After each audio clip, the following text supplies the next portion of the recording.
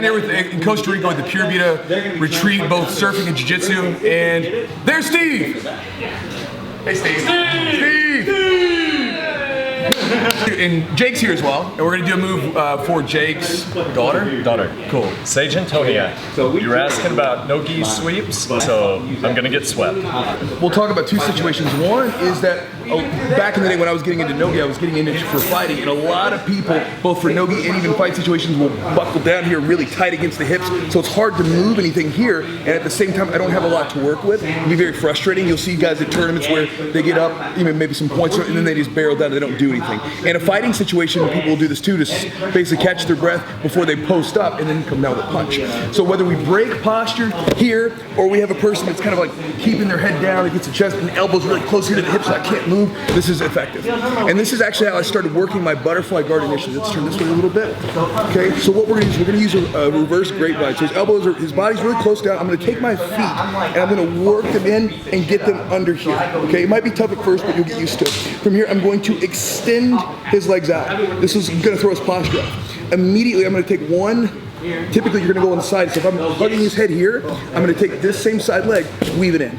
As he brings his knees closer together, he's now bringing his body up, and this is where we can throw him off balance. So what I'm gonna do is I'm gonna push with this arm here against the head. I have to trap this arm. If I start trying to do this without this, he'll post on his hand here, and I won't be able to do this. But if I trap the arm here, and then kick up, push with the head, or the bicep against the head, to elevator sweep. From here initially, take your heel, snake it under the hips, and when you do this, some people like to grapevine against them out.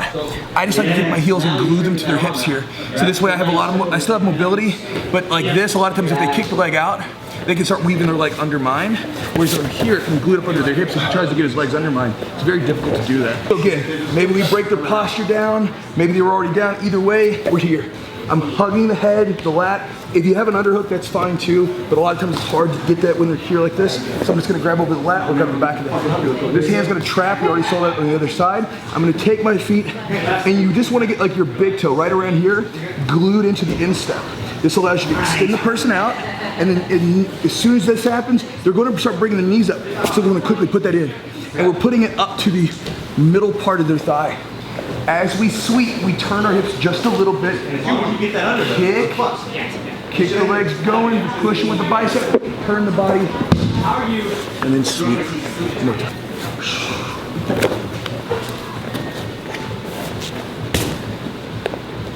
Back up.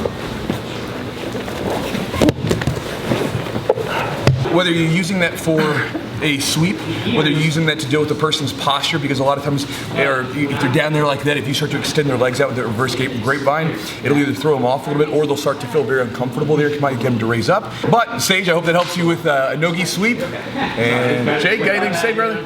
I love you very much. Thank you. Thank you. Even just this right here, I'm so off balance right now, I feel so uncomfortable. So now if you start to grab onto stuff here, like, I mean, I'm gonna be freaking out a little bit. As soon as you remove a leg, to put that leg in, as I come up here now, I'm right in position. And if you get an underhook, that's fantastic. And even right here, and all you do is shift over, keep that leg over top, because I'll be able to post, right? So all you wanna do now is you wanna shoot your, get onto your right hip a little bit, right? You see how what that does? Yeah. See, now we go. Okay? Oh, I see. Yeah, let's put that down. Because what happens is, if you get your grips, okay. Oh, I see. Because you have to trap on. Yeah. And you're sitting out, and put your leg on. Okay, so we're gonna go this side, right? Yeah. Now, go over top the head right here. Okay. Yeah. So sometimes it's gonna be hard. You gotta be hugging you, right? Trap the pinch elbow. Now, what happens if you go flat? I see I can kick out. Yeah. See I can kick out. Now, what you do is if you just because you don't have to glue it in there, just keep it trapped. Like you don't have to lock it in. Just keep your heels where I can't pull my leg out. Oh, I see. So you can loosen up a little bit. You don't even have to be there. You just have it on the outside like this. Now what you do is you get onto your left hip, the hip that's turning. Because now, see what's happening? I start turning, and now you kick, and it's right there. So one of the important details is when you're here, you get the grapevine in, you get your grips, and then once you get that leg under, whatever side's under, shift just a little bit, right? This is even true with the butterfly guard, right? When butterfly guard, if I sit back like this is what people mess up a lot of times personal space. But you know what I mean? If like I'm here, I can do this way here. It's like shit. And then your body's already turning. And so now it really doesn't take much. to get you to go over. Yeah, right. Because all I gotta do is get that swivel bit. Okay.